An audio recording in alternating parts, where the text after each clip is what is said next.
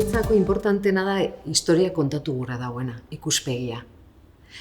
Hor dago, ikuspegian dago matxismoa edo feminismoa, nire ustez. Gero pertsonai bakoitzak munduan bezala, ezta? Kolore guztiak daude, paleta osoa.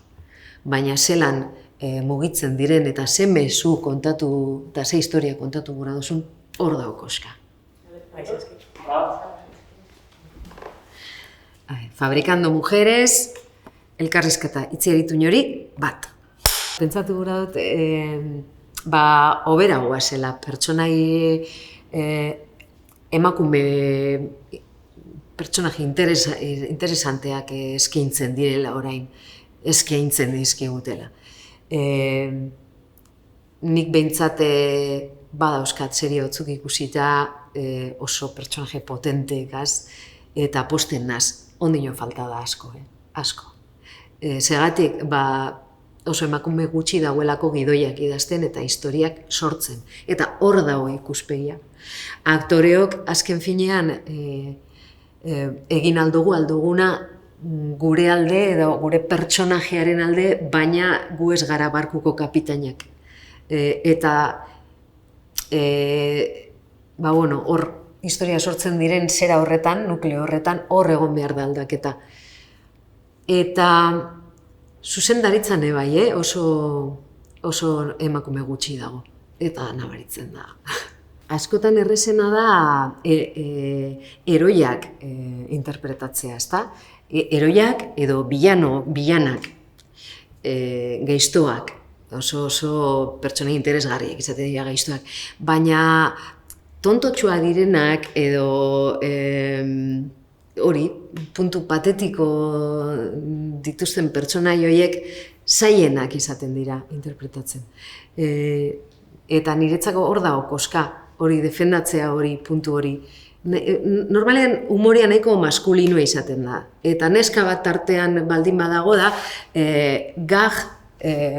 zuk prestatzen diozu mutilari kolpea, eta berak egiten du gag.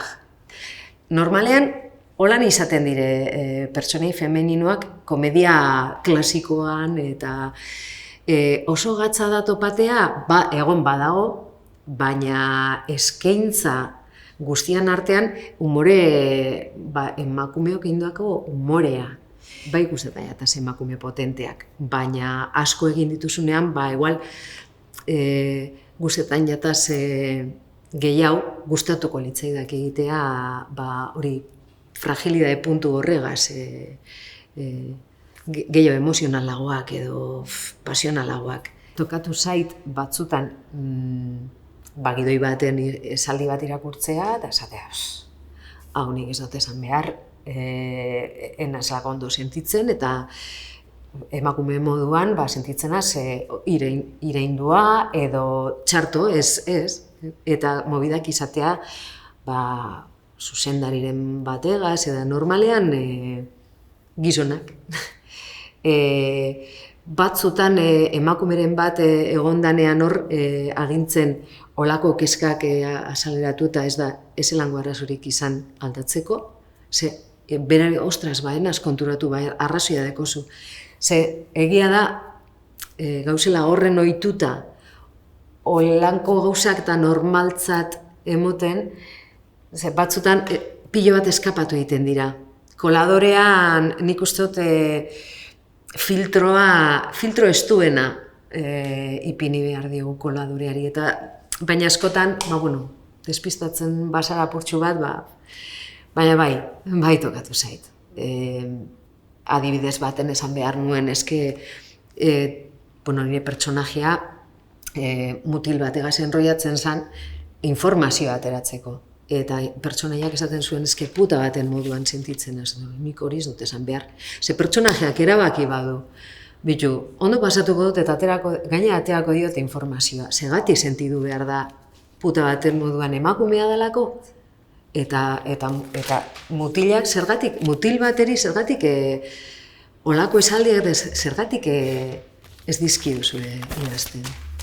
Emakume hori bakarrik, hori da adibide bat. Irudia dan guztia, irudia eta historiak, ipuinak, horrek dana izaten du ze impacto zuzena gure buruarengan, gure bihotzean, askotan identifikatzen dugu gure burua pertsonai bategaz, telebistan ikusitako pertsonai bategaz, edo zinean ikusitako pelikula bateko ez dakit ze emakumeagaz, umeengan hori oso nabarmena izaten da.